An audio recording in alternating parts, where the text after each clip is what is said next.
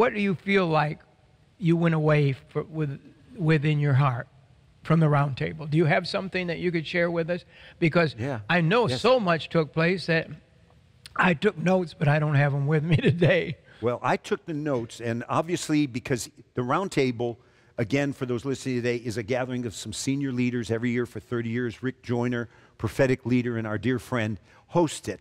And individuals, Cindy Jacobs will come, and Michael Brown, and Bob Weiner, and other major leaders, and we discuss current issues and what is God saying.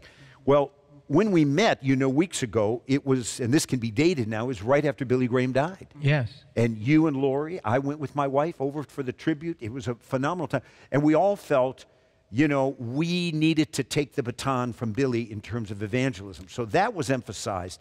But also, you may recall, there was an emphasis on, in Malachi, it says God's going to turn the hearts of the fathers to the children and the children to the fathers. And that today there's a lot of estrangement, and there can even be pride and separation between fathers and sons. Well, as you on the show, you honor your children and they honor you. I love it. Like with Ricky in the subsequent one, you're talking to him. Well, I'm in the same way with my son. I love my son. He's a pastor. Another son that works for an insurance company and is the rep for the state. My daughter. But there's a lot of people, and at the round table we said it's time for dads to get with their sons, and sons to get with the daughter or whatever, and look for ways for reconciliation. And as you listen today, you might say, well, I haven't talked to my son. He walked out. He's not serving God, whatever it is. But are you looking for ways to build some bridges? Maybe there were some things you need to ask forgiveness for in the past. But God is a God of reconciliation. And at the round table, that was something that God put the spotlight on. And it's time, as one, I think it was Lance Wallnau said, it's time to recalibrate our lives to make sure that we're properly investing in our families and that our home life is in order as best as we can do it.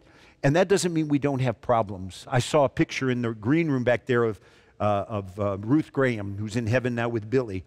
And they interviewed her once, and they said, Ruth, they said, did you in your years with Billy Graham ever speak about divorce?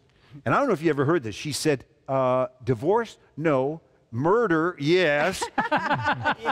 In other words, they had conflict. We all do with our spouses. But what we need to do is work towards reconciliation with our spouses, with our children. And that was a major emphasis, you may recall.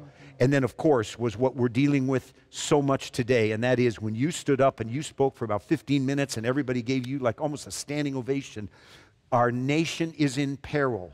We can't just go on with business as usual. We've got to be prepared, know how to respond, step up, be salt, be light, take no part in the unfruitful works of darkness, expose them in a right spirit. But that means preparation. That's since 90s, the Coast Guard, what is their motto? Semper paratus. Always prepared. That's what the Bible says. Always be prepared to give an answer. So that's where when we're saying bullseye, folks, and again, but Jim, this is our heart. This is our passion. This is why you do the show. You're bringing current, analysis and perspective on the issues of today.